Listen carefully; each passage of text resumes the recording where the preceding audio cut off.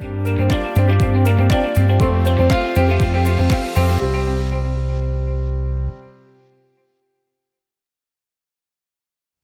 the biscuits? They're in the kitchen. Where? In the pantry. Where? On the left, Where? eye level, Where? blue container. Have you ever tried to explain something to someone and they just couldn't get it? As believers, we rightly feel we have a responsibility to communicate messages clearly, but life isn't always a straight line.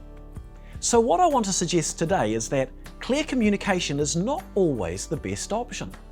There's actually a time to leave people confused, and because this might sound like a bit of a strange message, we're going to look at a figure in history who did this, and his name was Jesus. You see, contrary to what many think, Jesus did not always make matters clear, and I'm referring here in particular to his parables. Jesus' parables were at one level tools for communication. They were illustrations, they were memorable, they made points clear.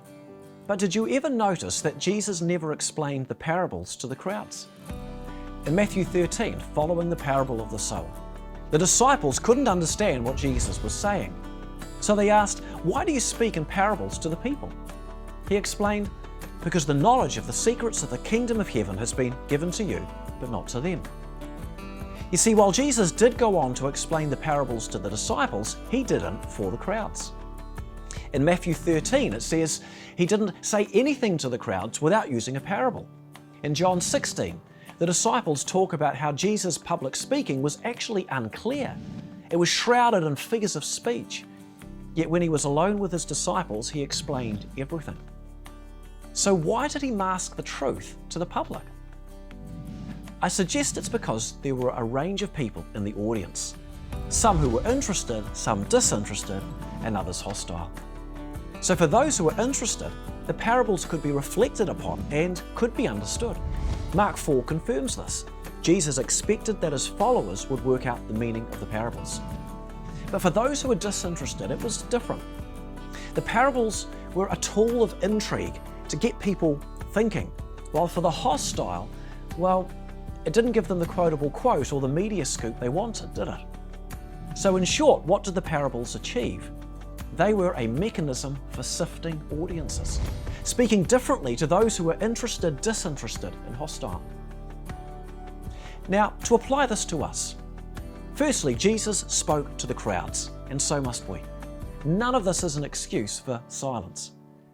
But secondly, we must do this wisely, because there are sometimes a range of different people in our audiences.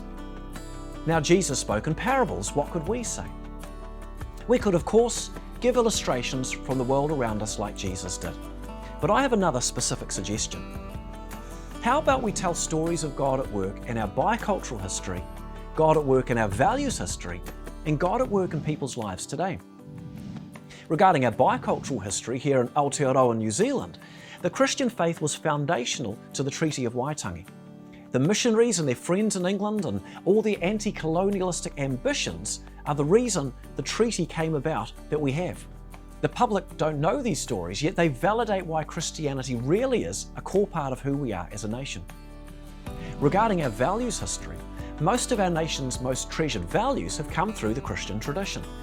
It was people of faith who helped establish radical Christian ideas in our thinking as a nation, like equality, selflessness, and integrity. These enabled us to become the caring, charitable, accepting, and prosperous nation that we are today. And regarding God at work in people's lives today, well, this is simply called testimony. And the fact is, stories of people finding hope are exactly the kinds of stories the public love to hear. To make the point, if we were to research and tell these kinds of stories more, they'd work just like the parables, bringing revelation to those who are ready for it, while intriguing those whose hearts were not, while giving those with hostile intent no grounds to attack us, because all we've done is tell a story from history. So in summary, there's a time to make a matter clear, but there's also a time to conceal a matter. As Jesus said, you don't throw your pearls to the swine.